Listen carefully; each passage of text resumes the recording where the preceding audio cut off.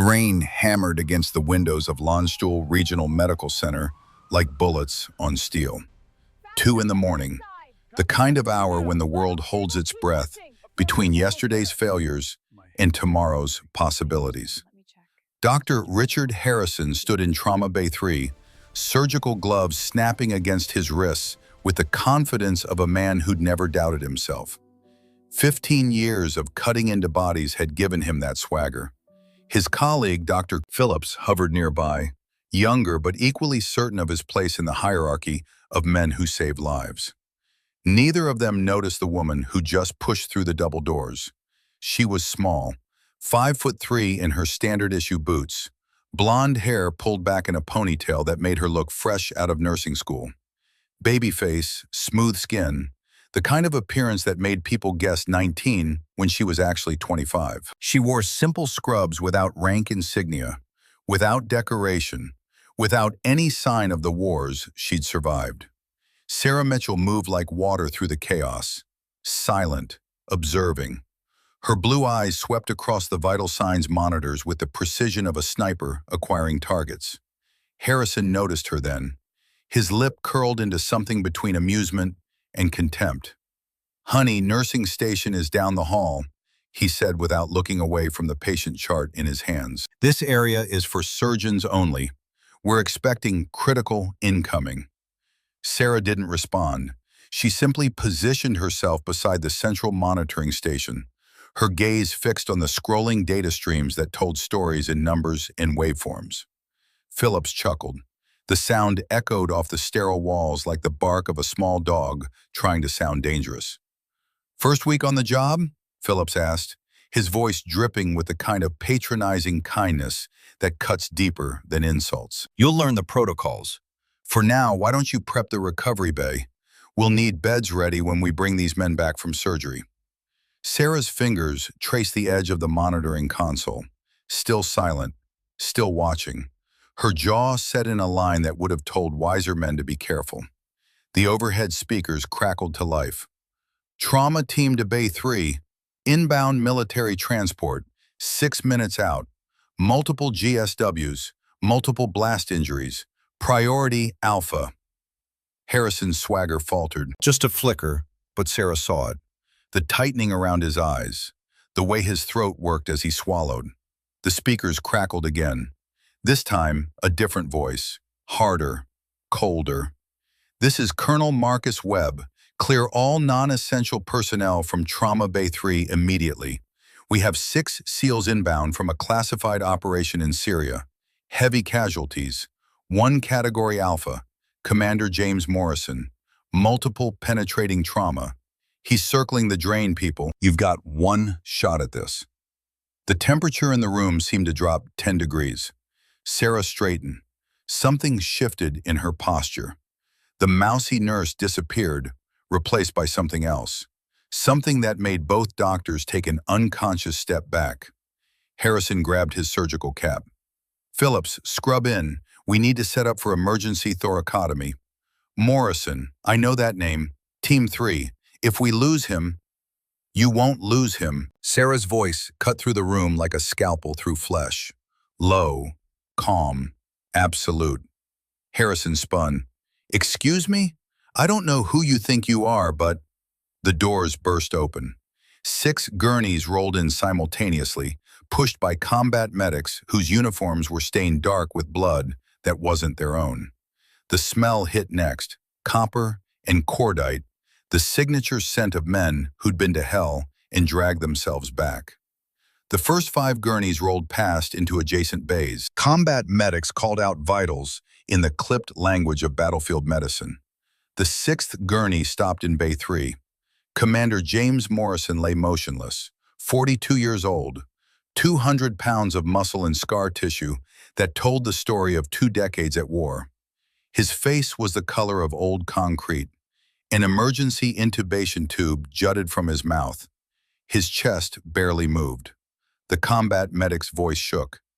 "Commander James Morrison, multiple GSWs, entrance wound, right chest, no exit. Second wound left upper quadrant abdomen, BP 70/40 and dropping. Heart rate 1:30. Oxygen sat 82%.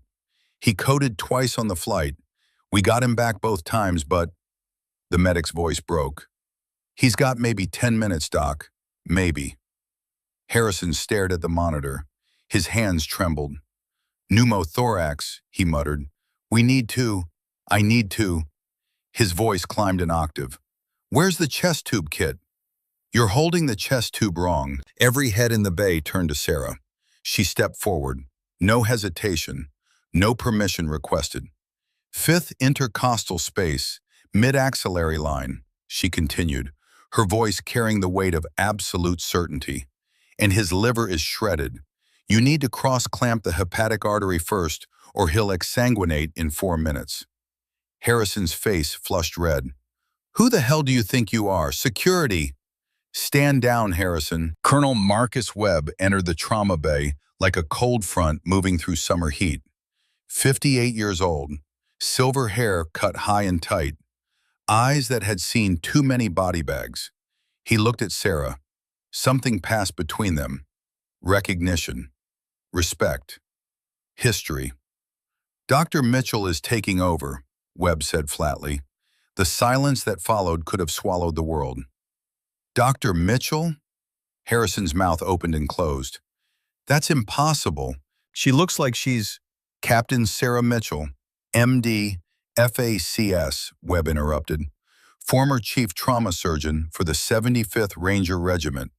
Forward Surgical Team Alpha, Afghanistan. 2 tours, 147 combat surgeries, 98% survival rate. Youngest military surgeon ever to perform a damage control laparotomy under fire. Webb's eyes never left Harrison's face. She's forgotten more about battlefield trauma than you'll learn in your entire career, Doctor. Now get out of her way. Sarah was already moving. Her hands flew across the supply trays with the efficiency of a machine built for one purpose. 10-blade scalpel, Balfour retractor, vascular clamps.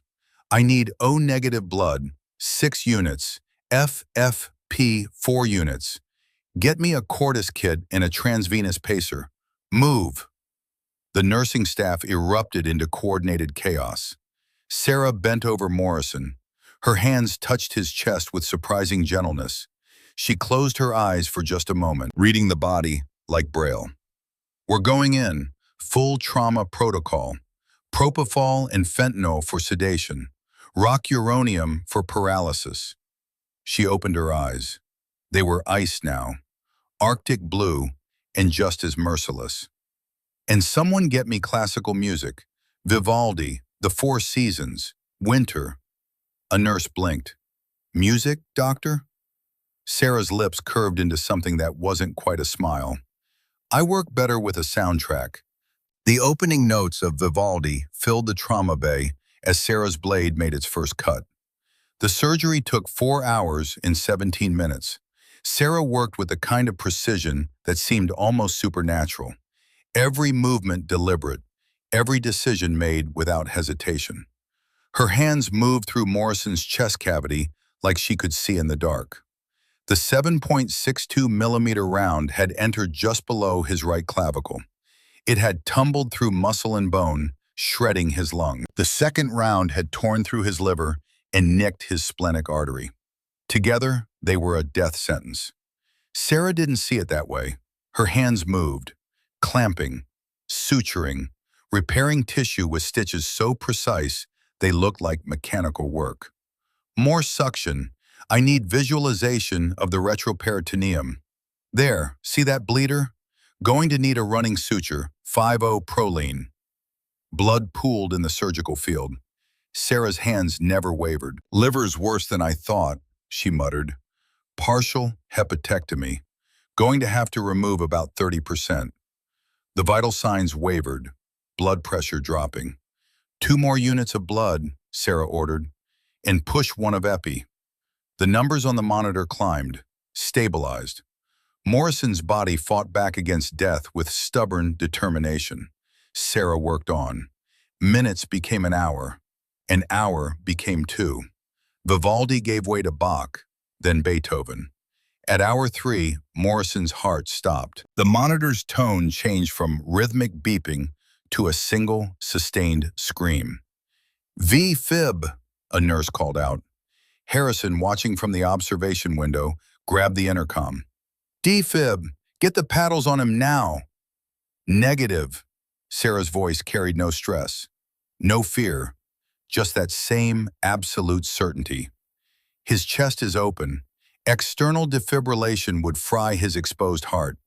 Internal paddles, 20 joules. She reached into Morrison's chest cavity. Her hand closed around his heart. She began to squeeze, rhythmic, steady, manually pumping blood through a body that had given up. Paddles ready, doctor. Clear. The shock made Morrison's body jerk. The monitor stayed flat. Again, 30 joules. Clear. Nothing.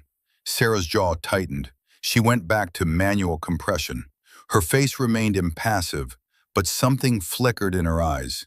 Something old and painful. Come on, Commander, she whispered.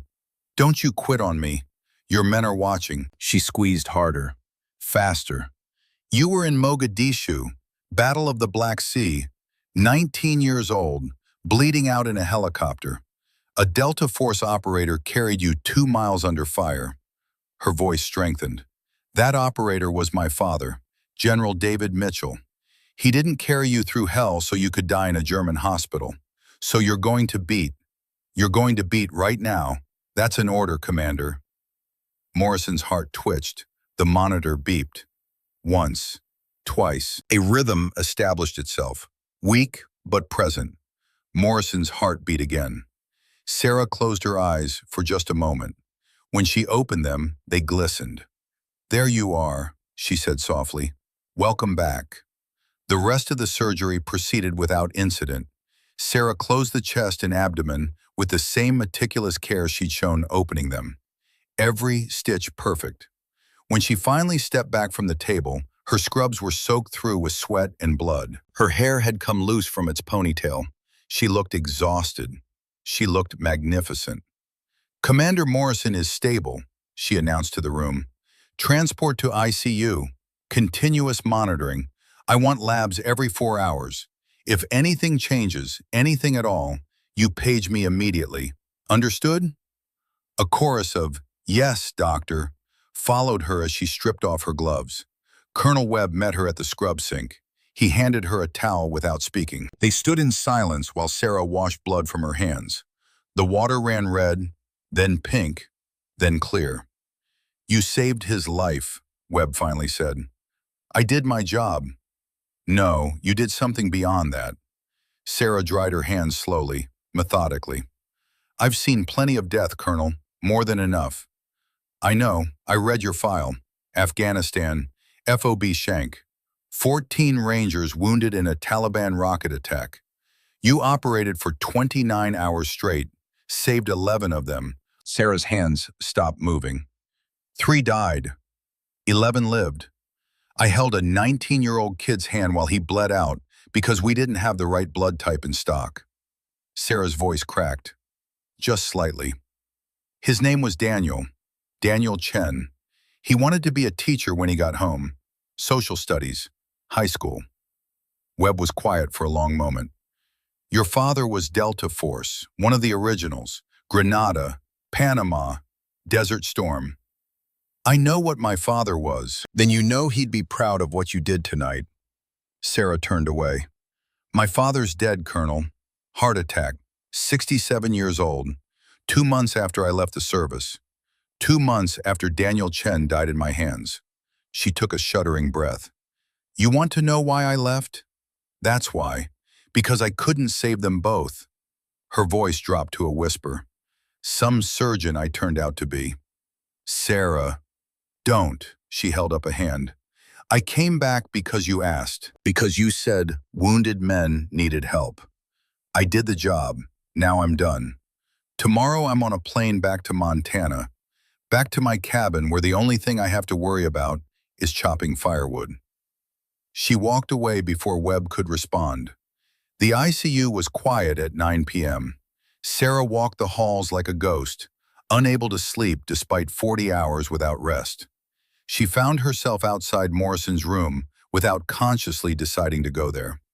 He lay motionless in the bed. Tubes ran from his body to machines that beeped and hummed with mechanical life.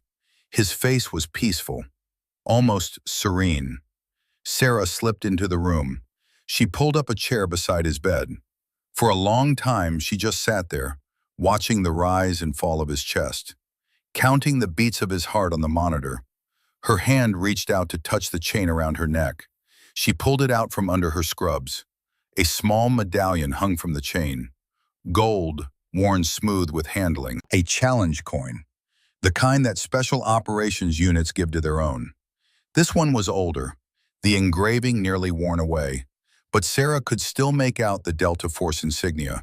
And on the back, barely visible, SGM David Mitchell, De Oppresso Liber, to free the oppressed. He was the best man I ever knew, she whispered to the unconscious Morrison. My father, he could field strip an M4 blindfolded, could shoot a grouping at 1,000 yards that you could cover with a playing card. But you know what his real gift was? He could look at a situation, any situation, and find the one solution that saved the most lives. She smiled sadly. He taught me that. Said surgery was just another kind of tactics. You assess the battlefield. You identify the objective. You execute with precision. And you never, ever leave a man behind. Her voice cracked. But I did leave men behind, Commander. 3 men in Afghanistan. And then I lost him too. So I left the service. Because what's the point of all this training, all this skill, if you can't save the people who matter most? She stood to leave. A hand caught her wrist. Sarah's head snapped down. Morrison's eyes were open, barely, just slits of consciousness fighting through the morphine fog. His lips moved. She leaned closer to hear. Mitchell, the word was barely a breath. You're General Mitchell's daughter. Sarah froze. How do you know that? Morrison's eyes found the coin around her neck. Recognition sparked. That coin, he gave me one. Mogadishu said, if I ever needed, Delta Force, call the number, engraved on the back. His hand moved slowly, painfully to his neck. He wore a chain too. An identical coin hung from it. He saved my life. 19 years old. Thought I was going to die. Black Hawk crashed, bleeding everywhere. And this soldier came out of nowhere, picked me up, carried me, wouldn't let me quit. Morrison's voice strengthened slightly. Said his daughter, back home, would kick his ass if he came back without bringing all his boys home too. A tear rolled down Sarah's cheek. Morrison's hand moved, slowly, trembling with effort. He raised it to his forehead. A salute, weak but unmistakable. Your father, best man I ever knew. You have his hands, steady under fire. His eyes drifted closed again. You saved my life, just like he did. Thank you. The door opened. Colonel Webb stood in the frame. His face was grim. Captain Mitchell, we need to talk, now. Sarah followed him to a secure conference room 3 floors down, the kind of room with reinforced walls and frequency jammers. A video screen dominated one wall, currently showing the seal of the Department of Defense. Colonel, I told you. This isn't a request, Captain. Sit down. Sarah sat. The screen flickered to life. A woman appeared, early 50s, steel gray hair, eyes that could cut glass, 2 stars on her uniform collar. Captain Mitchell, the woman said, I'm General Catherine Marks, Defense Intelligence Agency. Thank you for saving Commander Morrison's life tonight. He's one of our best. I was doing my job, General. Your job ended 14 months ago when you resigned your commission. This is something different. This is a matter of national security. And whether you like it or not, you're the only person qualified to handle it. A second screen activated. A photo appeared. A woman, mid-30s, Slavic features, intelligent eyes. This is Dr. Elena Volkov, former Soviet bioweapons researcher. She defected 6 weeks ago with information about a biological weapons program being developed by a terrorist organization called Red Crescent. Commander Morrison's team was sent to extract her from Syria 3 days ago. The screen changed. Battlefield footage, night vision, explosions, men shouting. The extraction went sideways, ambush, heavy casualties. Morrison's team got Dr. Volkov out, but at significant cost. 6 men wounded. Dr. Volkov herself sustained injuries during the firefight. Another image, medical examiner's photo, Dr. Volkov on a steel table, dead. She died 2 hours ago from her wounds. But before she lost consciousness, she said something. 3 words. Audio played. A woman's voice, weak, accented, barely audible over helicopter rotors. The Reaper, Kandahar, American. Then silence. Sarah leaned forward. The Reaper? That's a call sign? We believe so. The reference to Kandahar suggests someone with operational history in Afghanistan. And American? She's saying an American is involved with this bioweapons program? General Marks nodded slowly. We believe Dr. Volkov was trying to tell us that there's a traitor, someone on our side, someone who's been helping Red Crescent develop a weapon that could kill millions. The screen changed again. A close-up of Dr. Volkov's body, an incision mark on her abdomen. Here's where you come in, Captain. Dr. Volkov was a genius. She knew we'd capture her body, so she hid something. We did a preliminary scan. There's a foreign object inside her abdominal cavity. We think it's a data storage device, but extracting it requires someone with very specific skills. Someone who can perform microsurgery on a deceased body that's been exposed to God knows what biological agents. Someone who can work in a BSL for containment environment. Sarah shook her head. No, Colonel, I told you. The device she's carrying contains the formula for a modified smallpox virus, resistant to all known vaccines. 70% mortality rate, airborne transmission. If Red Crescent releases this weapon in a major population center, we're looking at casualties in the millions within weeks. The room fell silent. Sarah stared at the screen, at the dead woman who'd tried to warn them. How long do I have? She finally asked. 48 hours before decomposition makes the extraction impossible. And if I refuse? General Marks leaned forward. Then millions of people die, Captain Mitchell. Maybe tens of millions. Is that really how you want to honor your father's memory? By walking away when the world needs you most? Sarah closed her eyes. She saw Daniel Chen's face, saw her father's funeral, saw all the ghosts that haunted her dreams. She opened her eyes.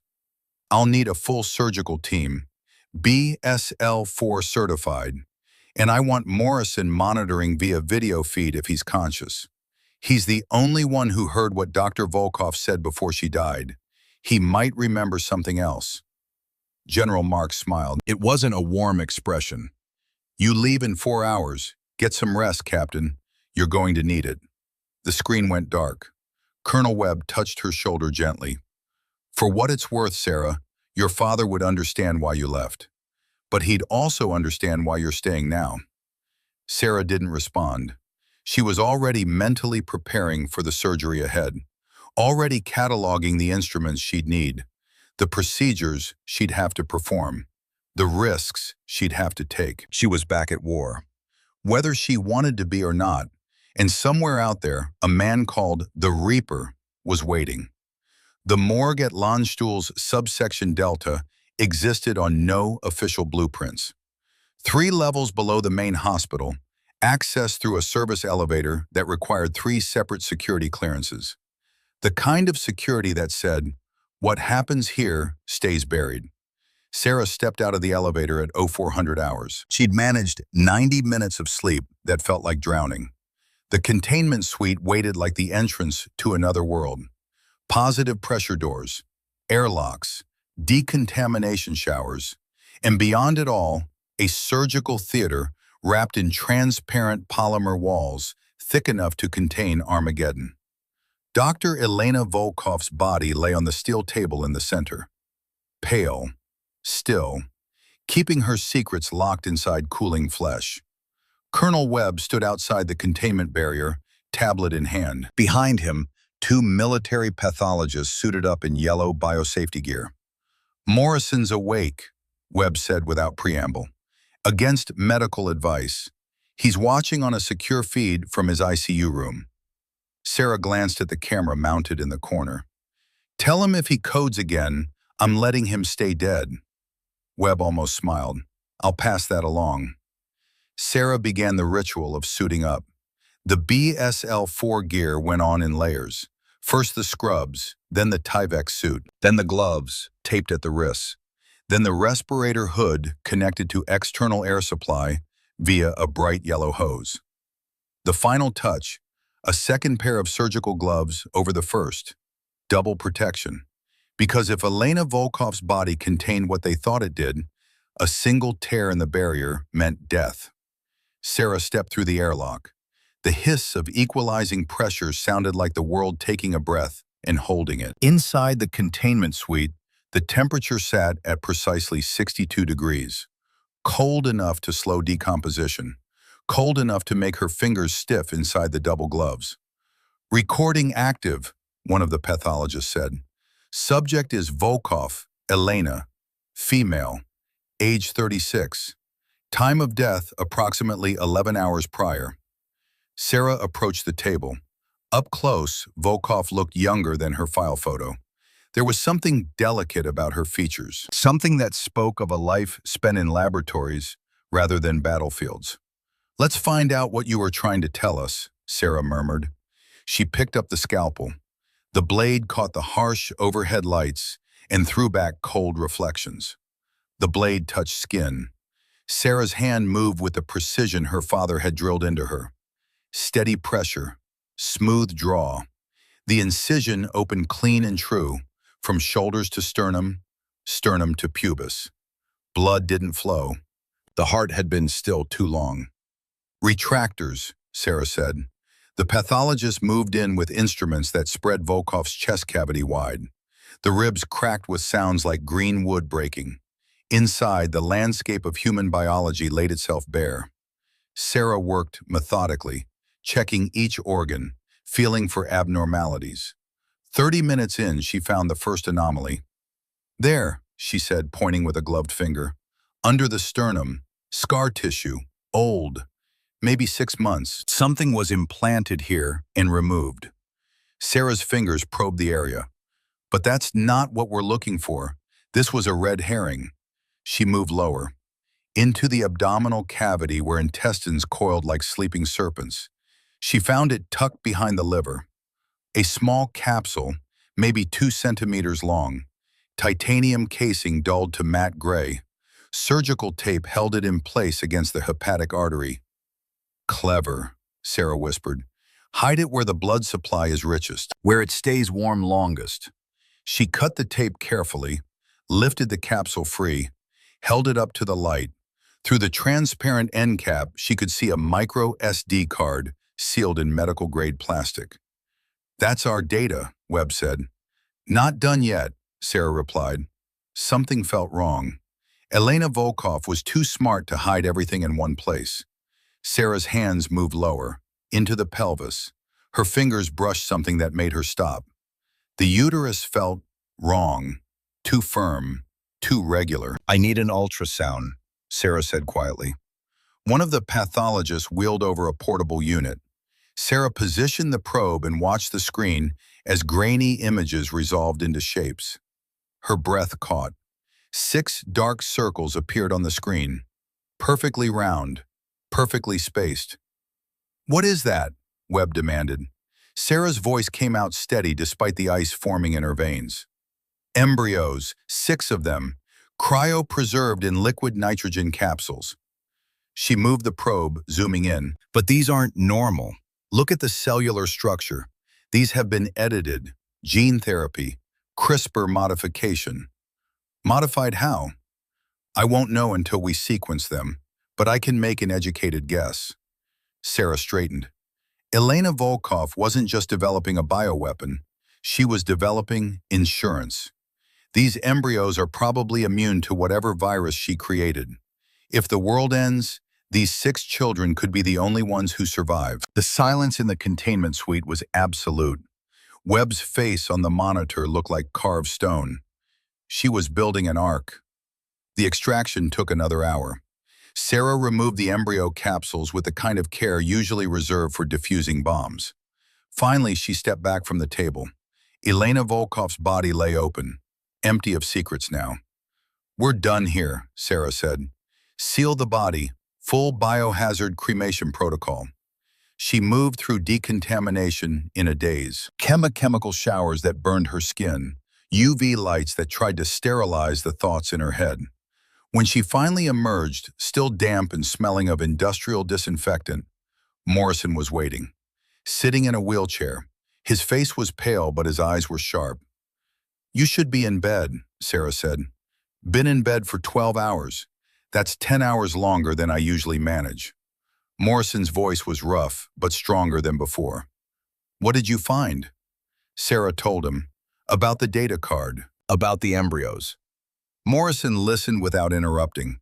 When she finished, he reached into the pocket of his hospital gown and pulled out a small notebook. The kind seals carried to record mission details. The pages were stained with blood. "I wrote down everything she said," Morrison explained.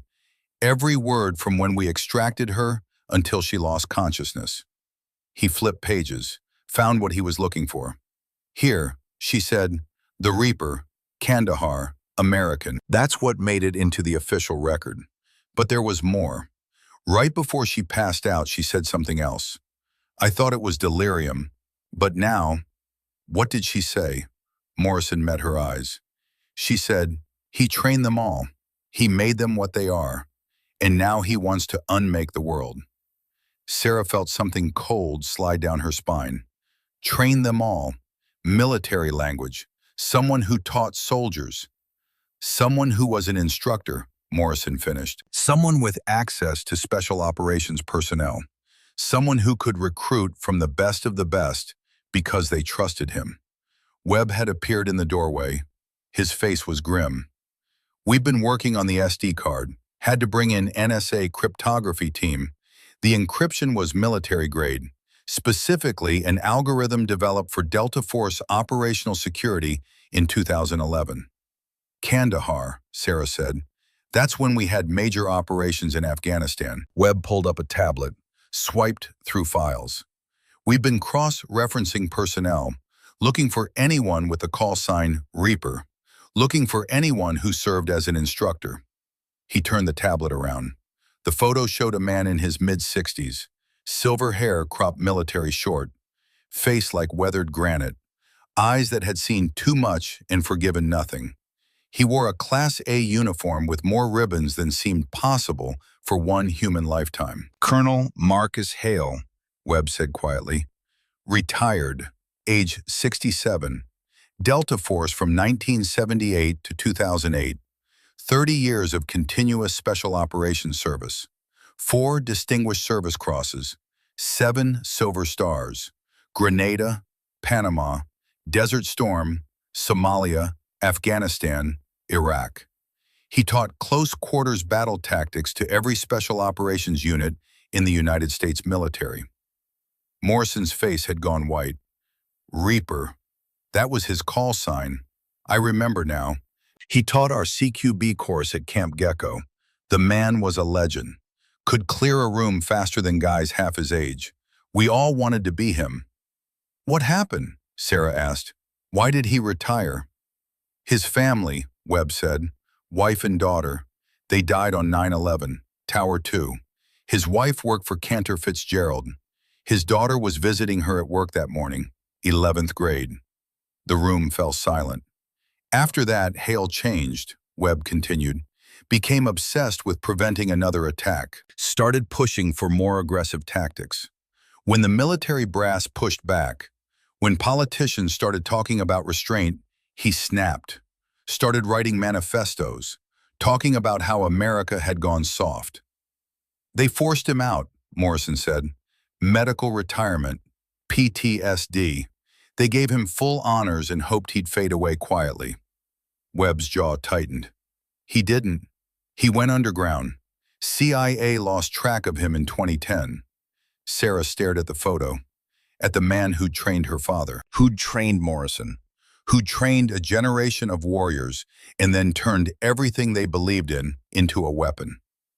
He's not just helping Red Crescent, she said slowly. He is Red Crescent. It's his operation. The embryos, Morrison said suddenly, that's his insurance, his legacy. He doesn't just want to release a bioweapon. He wants to rebuild humanity in his image. The tablet beeped. Webb glanced at it, and his face went even grimmer. We just decrypted the full data. Hale has virus samples at 3 separate locations: Syria, Yemen, and Somalia. He's planning a simultaneous release in 72 hours. So we hit all 3 locations, Morrison said. Simultaneous raids. With what force? Webb demanded. This is beyond classified. We can't brief this up the chain without risking Hale finding out. Then we go small, Sarah said. Both men turned to look at her. Morrison's team, they've already been read into the operation. Add a few more operators. People you trust, absolutely. Morrison nodded slowly. I can get 4 of my SEALs back on their feet. And I know 2 Delta operators at Camp Gecko who serve with Hale, who know how he thinks. 3 targets, Webb said. 8 operators total. That's not enough. It'll have to be, Morrison replied. Sarah found herself speaking before her brain caught up. 9 operators, I'm going. Morrison shook his head. Negative, Doc. You're a surgeon, not... I completed Ranger School, Sarah interrupted. I qualified expert on the M4 and Beretta M9. I've operated under fire in 3 combat zones. And I'm the only person here who understands Elena Volkov's research well enough to identify the virus samples and properly destroy them. She stepped closer to Morrison's wheelchair, looked down at him with her father's eyes. You need me, Commander. You just don't want to admit it. Morrison held her gaze for a long moment. Then he smiled. Your old man really didn't raise any shrinking violets, did he?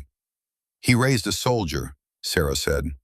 The Tactical Operations Center at Camp Gecko sat hidden in the mountains of Djibouti. It existed as a black line item on military budgets. Sarah stepped off the C-17 transport into heat that hit like a physical blow. 115 degrees. Morrison limped down the ramp beside her. He'd signed himself out of medical care against every doctor's advice except Sarah's. She'd cleared him for limited duty. Very limited. But he was SEAL Team 3's commander, and his men needed to see him standing. 4 SEALs waited on the tarmac. Hard men with harder eyes.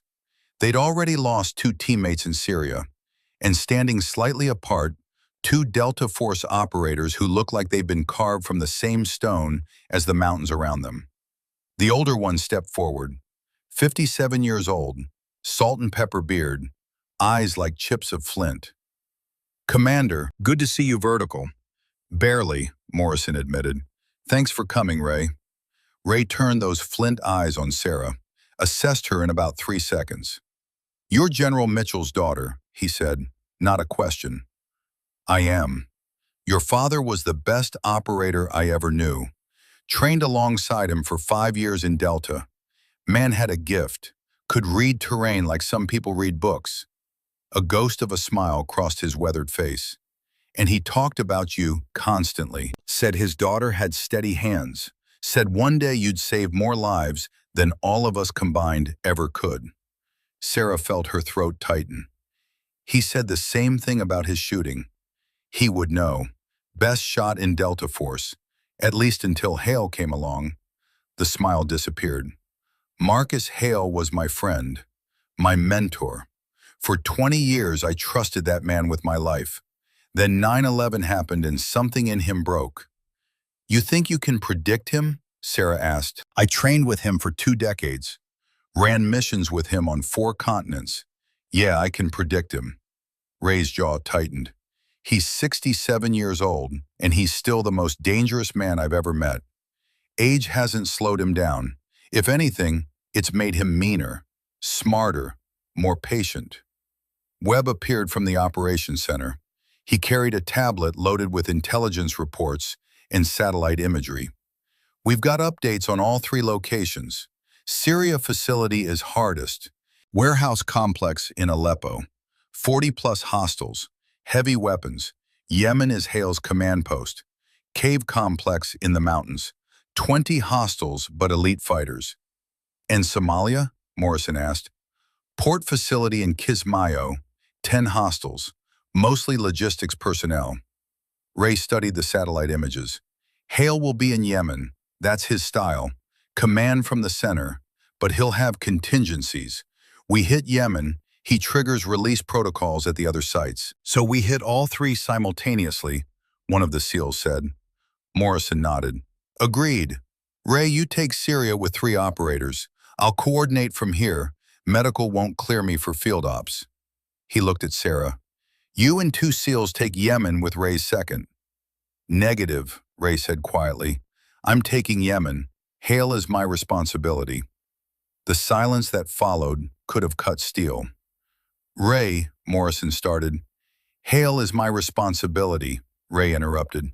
I should have seen it coming, maybe could have helped him. Instead, I let him walk away, and now he's planning to kill millions. That's on me, so I'm the one who ends it. Morrison's jaw worked. Finally, he nodded. All right, you take Yemen, but Sarah goes with you. What? Both Ray and Sarah spoke simultaneously. Morrison turned to Sarah. Ray knows Hale. You know the virus. If he's rigged any kind of release mechanism, you're the only one who can safely disarm it. You 2 are the team that makes sense. Sarah wanted to argue, but she thought about her father, about all those afternoons teaching her to shoot, to track, to think like a predator. All right, she said. When do we leave? 6 hours, Webb replied. We hit at 0200 local time. Ray met Sarah's eyes. Can you shoot, Doc? Yes. Can you kill? Sarah thought about Daniel Chen, about her father's funeral, about all the ghosts that haunted her.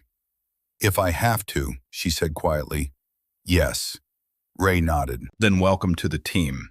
The Black Hawk flew low over the Yemeni mountains, hugging the terrain like a shadow racing across broken earth. Sarah checked her gear for the 3rd time. M4A1 carbine with holographic sight and suppressor. Beretta M9 on her hip. 6 magazines for the rifle, 3 for the pistol. Level 1 IIA body armor. Comms headset, night vision goggles. Medical kit strapped to her thigh. She was dressed for war and felt like a child playing soldier. Ray sat across from her, utterly still. His face was a mask carved from desert stone. 2 more operators filled out the team. Delta Force. Men whose names Sarah hadn't been told. The pilot's voice crackled through the headset. 3 minutes to LZ. Thermals show 20 heat signatures in the cave complex. 20 targets, Ray said. Hale's keeping everyone close. The helicopter dropped suddenly. They skimmed over a ridgeline so close Sarah could have reached out and touched stone. The LZ was a flat shelf of rock 300 meters from the cave entrance. The Black Hawk touched down without landing, just hovered 2 feet off the ground while 4 operators jumped into the darkness. Then it was gone. The sound of rotors fading into nothing, leaving them alone in a silence so complete it felt like being buried alive. Ray activated his night vision. The world turned green and gray. He moved forward without speaking. They moved like ghosts. 60 meters, 80, 100. The cave mouth opened ahead, a darker shadow in the darkness. 20 men in an enclosed space with one way in and one way out. Ray stopped at the cave entrance, pulled a small mirror on an extendable rod from his pack. He angled it into the cave, studied the reflection for 30 seconds. He retracted the mirror and made hand signals. 2 guards, 20 meters in. Tunnel opens into main chamber beyond. Sarah's heart hammered against her ribs. Her hands felt slick inside her gloves. She forced herself to breathe slowly. In through the nose, out through the mouth. The way her father had taught her. Control the breath, control the body, control the shot. Ray moved, smooth as water. He rounded the corner with his rifle up and fired twice. The suppressor turned gunshots into harsh coughs. Two guards dropped without making a sound. The team flowed forward, past the bodies, into the tunnel that stretched ahead like a throat, waiting to swallow them. They moved deeper. The tunnel opened into a natural chamber the size of a small warehouse. Lights had been strung along the walls. Generator hum provided a mechanical heartbeat, and scattered throughout the space, 18 men with rifles. Red Crescent fighters, veterans of a dozen wars. None of them looked toward the tunnel entrance. Ray's hand came up. Signals flowed. The team split. Two operators circling left, Ray and Sarah moving right, creating crossfire lanes. Sarah found herself behind a boulder that jutted from the cave wall. From here, she could see 12 targets. Her rifle sight painted red dots on center mass. 12 men who were helping Marcus Hale kill millions. Ray's voice whispered through the comms. On my mark. 3, 2, 1. Execute. The world exploded into controlled violence. Sarah fired. Double tap. Center mass. Target dropped. Transition. Next target. Fire. Fire. Transition. The rifle bucked against her shoulder with familiar rhythm. Her father's voice echoed in her head. Smooth is fast. Fast is smooth. The cave became a thunderstorm of suppressed gunfire. Red Crescent fighters scrambled for cover. Some made it, some didn't. Return fire cracked through the air. Bullets sparked off stone. Sarah felt a round hit the boulder 6 inches from her head. Rock fragments stung her cheek. She didn't flinch, just kept firing, kept breathing. 30 seconds. That's how long it took to go from surprise to chaos. 45 seconds. That's when the return fire became coordinated. 60 seconds. That's when Sarah's magazine ran dry. She dropped behind cover, ejected the empty mag, slammed in a fresh one, charged the rifle. A fighter appeared around the boulder, a K-47 coming up, his eyes wide with adrenaline and hate. Sarah shot him in the face from 18 inches away. He fell backwards. She stepped over him, kept moving. The firefight lasted 4 minutes. When it ended, 18 Red Crescent fighters were dead. The 4 Delta operators were alive. Ray had taken a round through his left arm, barely noticed, just wrapped it with medical tape and kept moving. Clear the corners, Ray ordered. Find the virus samples. They spread out. Sarah moved through the chamber with her rifle up. She found it in a side chamber. A laboratory setup that looked bizarrely out of place. Refrigeration units, a containment hood, microscopes, and on a steel table, 3 metal canisters the size of thermoses. Sarah approached carefully. She examined the canisters without touching them. Each one had a biohazard symbol. Each one had a pressure gauge.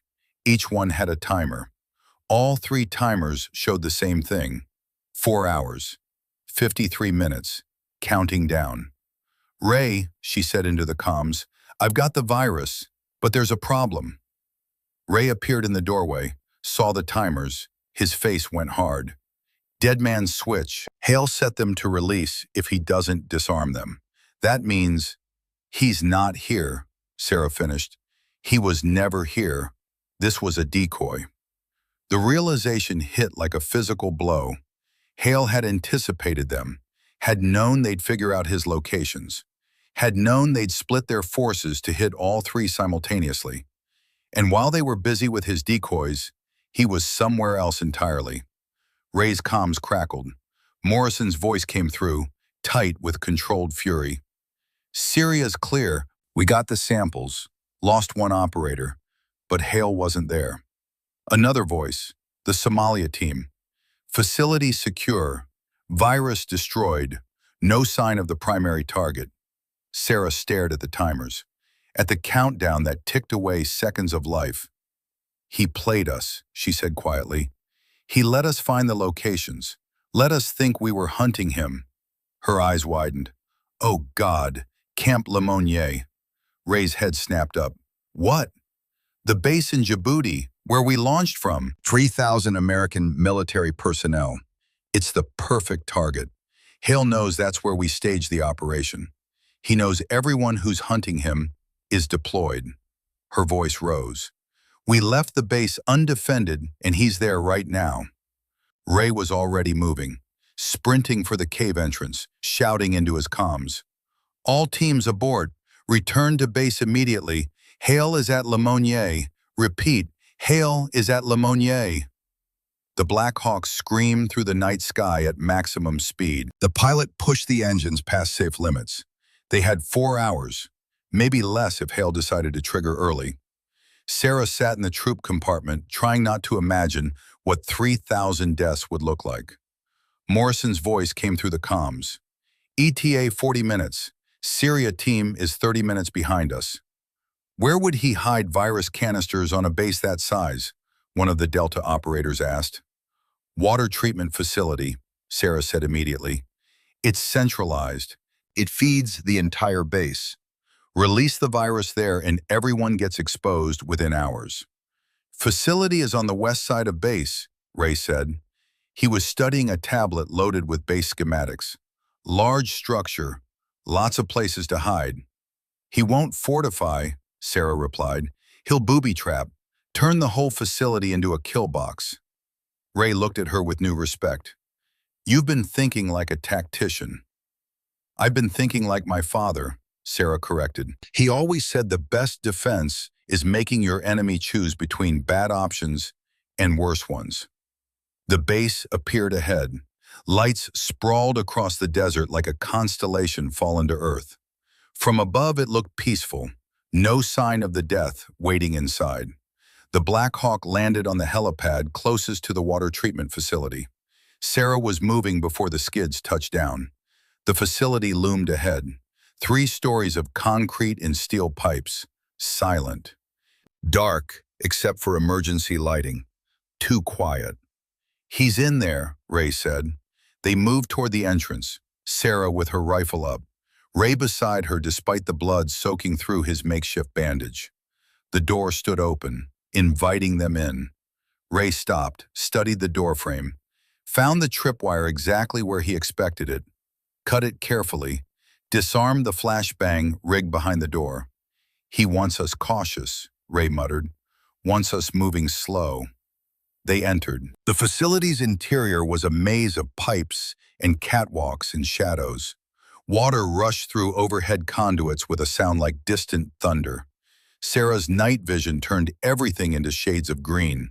She swept her rifle across potential firing positions. They climbed stairs to the second level. The main treatment tanks dominated this floor, each one the size of a swimming pool. And standing in the center of the catwalk between tanks, a figure waited. Colonel Marcus Hale looked exactly like his photo. Silver hair, granite features, the kind of face that belonged on recruitment posters. But his eyes were wrong, cold, empty, the eyes of a man who'd stared into an abyss and decided to jump. He held a detonator in one hand, a pistol in the other. Ray, he said, his voice carried across the open space with parade ground authority.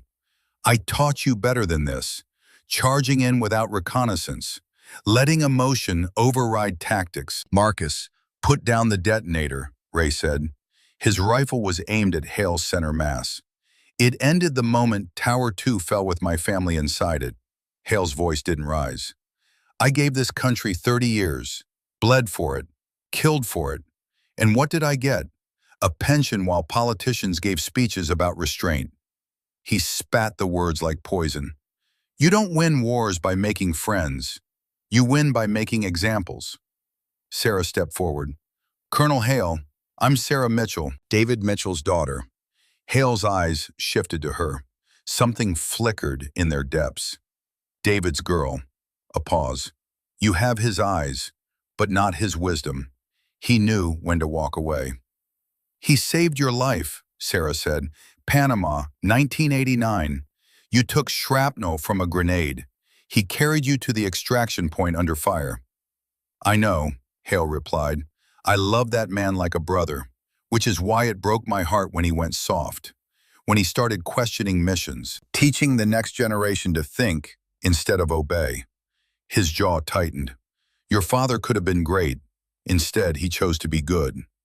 That's not what he taught me, Sarah said, her voice steady. He taught me that the measure of a soldier isn't how many enemies he kills. It's how many friends he brings home. Sentimental nonsense, Hale said. The kind of thinking that got 3,000 Americans killed on 9/11. My father died of a heart attack, Sarah interrupted. 67 years old, same age you are now. You know what his last words were? He said, tell Sarah I'm proud. Tell her she saves more lives in a day than I took in 30 years. For just a moment, something human flickered across Hale's face. Then it was gone, replaced by ice. Beautiful sentiment won't matter when everyone's dead. He raised the detonator. I've planted 6 canisters throughout this facility. Each one contains enough virus to infect every person on this base within 48 hours. You shoot me, my hand relaxes, the detonator's trigger, everyone dies. So we're at a stalemate, Ray said. Not a stalemate, a choice. Hale gestured with the pistol. You can let me walk out of here. I'll take the detonator with me. In 24 hours, when I'm safely away, I'll tell you how to disarm the canisters. 3,000 people live. Except the next time, Sarah said. Because you won't stop. That's who you are now. Not a soldier, a serial killer with a flag. Hale's eyes narrowed. You don't understand what's necessary. This world needs to be purified. I'm not a killer. I'm a gardener, pulling weeds so better things can grow. You're a man whose family died and decided everyone else should die too, Sarah said flatly. That's not philosophy. That's just grief turned into murder. Hale's hand tightened on the detonator. His finger moved toward the trigger. Sarah made a choice. She shifted her aim. Not at Hale, at the detonator in his hand. Her father's voice echoed in her head. Sometimes you take the shot that terrifies you. She fired. The bullet struck the detonator. Plastic in circuitry exploded. Hale's hand jerked back, fingers suddenly empty. For half a second, everyone froze. Then Hale moved. 67 years old, but faster than men half his age. His pistol came up, aimed at Sarah. Ray fired first. The shot took Hale in the shoulder, spun him around. Hale fired back. The round caught Ray in the chest. Body armor stopped it, but the impact drove him backward. Ray charged, closing distance. No time for shooting, just time for violence. He hit Hale like a freight train. Both men went down on the catwalk. Ray was younger, stronger, but Hale had been fighting longer than Ray had been alive. They rolled, traded blows that would have killed softer men. Hale's elbow struck Ray's wounded arm. Ray screamed but didn't let go. Got his hands around Hale's throat, started squeezing. Hale's hand found Ray's knife, pulled it from the sheath, drove it toward Ray's ribs. Sarah shot Hale in the arm holding the knife. The blade clattered away. Hale broke free, staggered to his feet. He looked at Sarah, blood running from his shoulder and arm, his face a mask of pain and rage. You really are David's daughter, he said. His voice was wet. He'd be proud. He pulled a pill from his pocket. Cyanide. The detonator was a fake.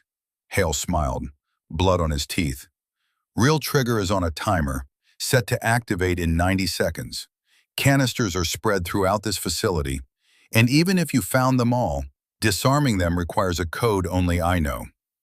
Last chance, doctor. Save my life. Keep me alive. I'll give you the code.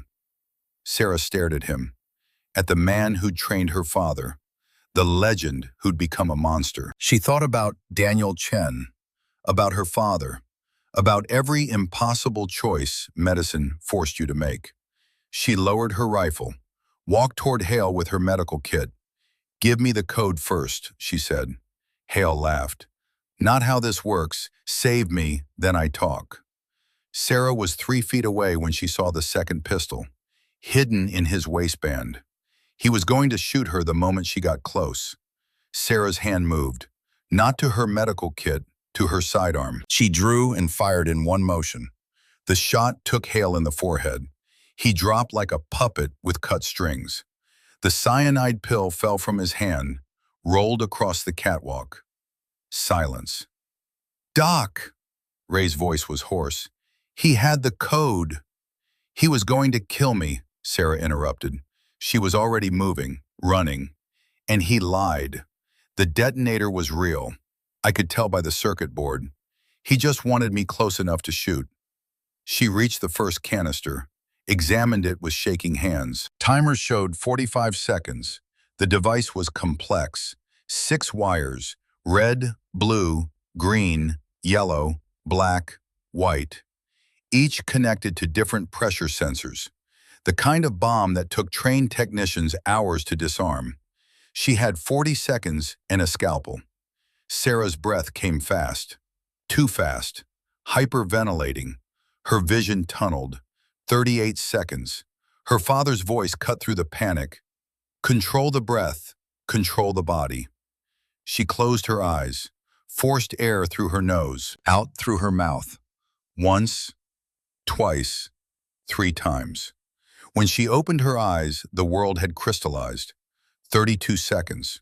She traced each wire with her eyes, not touching, just looking, reading the device like a surgeon reads anatomy.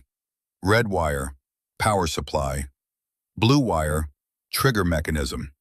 Green wire, bypass circuit. Yellow, redundant trigger. Black, ground. White, failsafe. 25 seconds.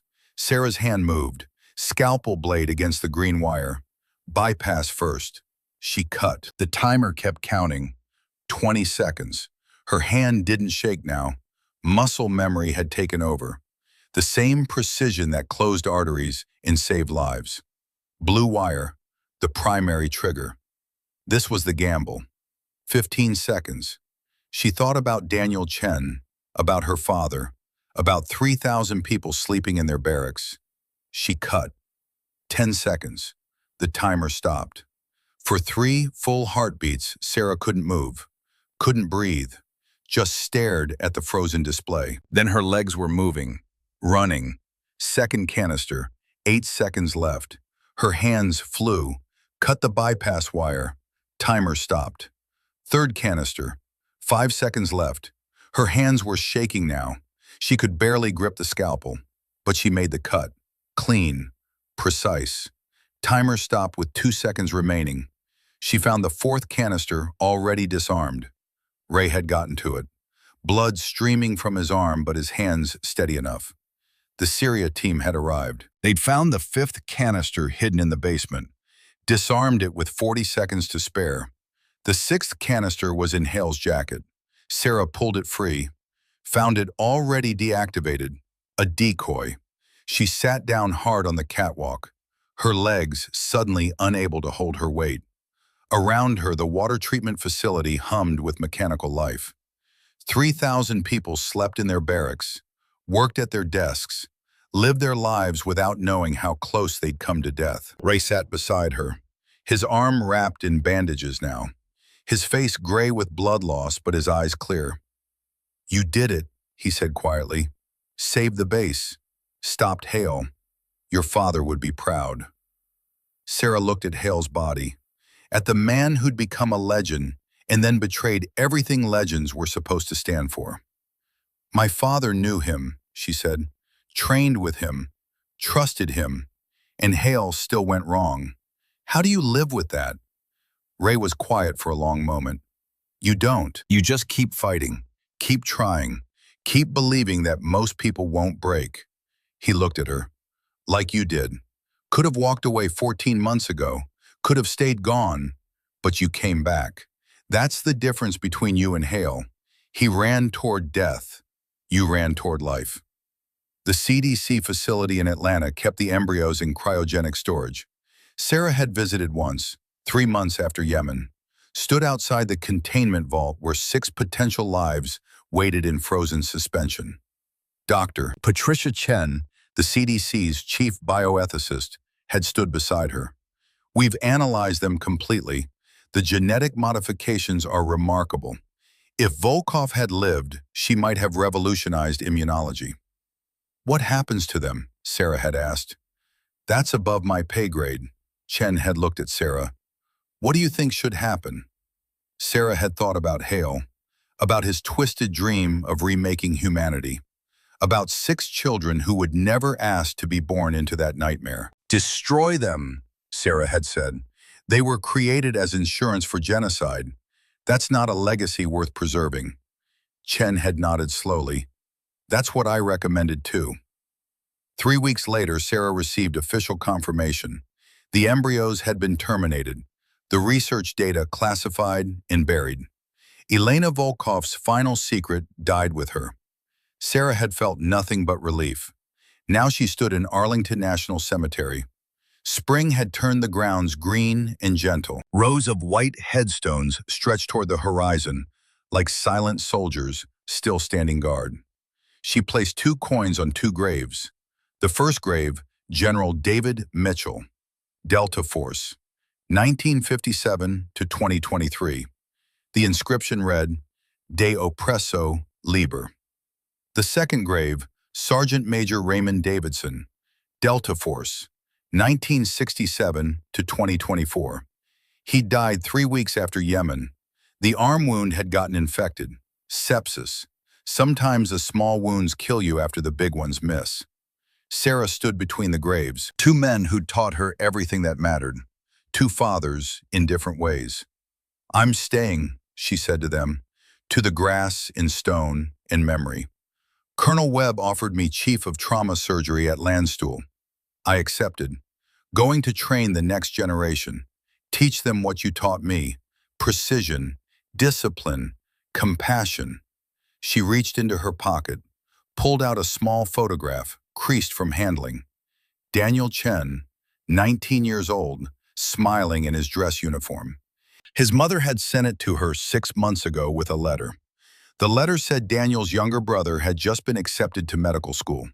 Said he wanted to be a military doctor, like the woman who tried to save his brother. Sarah had carried that photo through Yemen, through the firefight with Hale, through every moment she doubted whether she belonged in this life. "I couldn't save you, Daniel," she whispered, "but maybe I can save the next one, and the one after that." She placed the photo between the 2 gravestones. "That's what they taught me. That's what I'll teach others." The wind moved through the cemetery, carrying the scent of flowers and fresh earth. Morrison's teaching too. Naval Special Warfare Center, training the next generation of SEALs.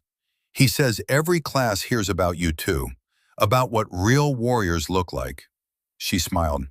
"He calls me every Sunday, usually to complain about how soft the new recruits are, sometimes just to check I'm still standing."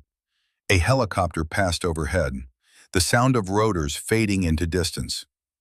"I'm not running anymore," Sarah said. "Not from the ghosts, not from the work, not from who I am." She touched both headstones, cool marble under her fingers. "You didn't raise me to run. You raised me to stand, to fight, to save who I can save, and honor those I can't." She straightened, saluted both graves. "Mission accomplished, gentlemen. I'll take it from here." Sarah walked back through the rows of the dead. Behind her, the coins she'd left caught the sunlight. 2 challenge coins, one from her father, one Ray had given her in Yemen before he died. On both coins, the same inscription: "This will defend." And she would.